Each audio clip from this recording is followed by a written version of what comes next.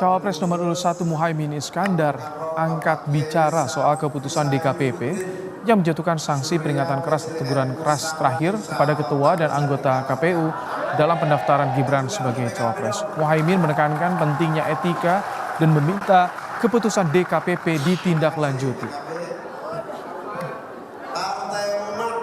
Nah itulah sekali lagi kan menunjukkan bahwa etika itu harus dijunjung tinggi.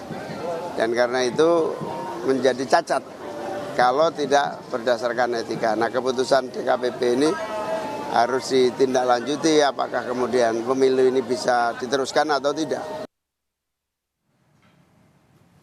Tim kampanye nasional Prabowo Gibran menanggapi putusan Dewan Kehormatan Penyelenggara Pemilu yang menyatakan Ketua KPU beserta jajaran melanggar kode etik terkait penerimaan pendaftaran Gibran Rakabuming Raka sebagai cawapres. TKN menegaskan putusan DKPP tak ada kaitan secara hukum dengan status pencalonan paslon Prabowo Gibran. TKN juga menilai putusan itu tidak menyebut pendaftaran Prabowo Gibran menjadi tidak sah. Bahwa putusan DKPP ini tidak ada kaitannya secara hukum dengan legal standing paslon Prabowo Gibran. Karena paslon Prabowo Gibran bukanlah terlapor, bukan juga turut terlapor dalam perkara ini. Dan putusan DKPP ini ya tidak menyebut pendaftaran Prabowo Gibran menjadi tidak sah. Bahkan ini saya bacakan ya secara khusus di halaman 188 ya. Putusan tersebut DKPP menilai KPU sudah menjalankan tugas konstitusional. Pertimbangannya adalah yang pertama bahwa berdasarkan ketentuan tersebut di atas, KPU inkasu para teradu memiliki kewajiban untuk melaksanakan putusan Mahkamah Konstitusi tersebut sebagai perintah konstitusi.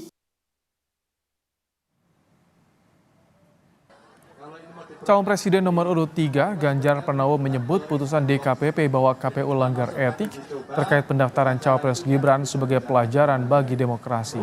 Ganjar menegaskan wajar jika pelanggaran etik melahirkan keprihatinan dari berbagai kelompok masyarakat. Ganjar mendesak perbaikan demokrasi untuk mencegah hilangnya kepercayaan publik. Iya, saya juga membaca tadi agak terkejut juga kita melihat DKPP terkena, ada keputusan yang menyampaikan bahwa dia melanggar etika. Saya belum tahu apa kemudian hukuman yang diberikan pada soal etika ini. Maka mudah-mudahan menjadi pembelajaran buat kita semua. Maka dalam closing statement saya tadi malam ya demokrasi mesti dilaksanakan dengan baik-baik ya.